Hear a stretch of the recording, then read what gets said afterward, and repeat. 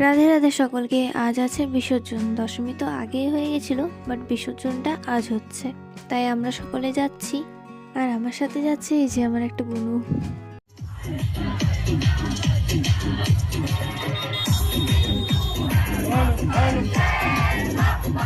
বিসর্জনটা হবে ডগ ব্রিজের তিস্তা নদীতে। তোমরা হয়তো আগেও আমার ভিডিওতে দেখেছো ডগ ব্রিজটা।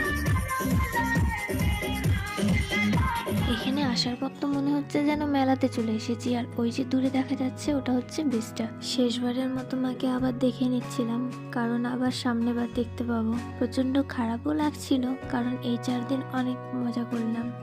এই ডগ ব্রিজের পাশেই রয়েছে পাওয়ার হাউস, আর এখানে অনেক কটা গেটও রয়েছে। দাঁড়াও তোমাদের দেখাই। এই যে দেখো কত জলের স্রোত। এখানে প্রায় 5টার মতো গেট রয়েছে, সবগুলোতেই অল্প করে জল ছাড়া আছে।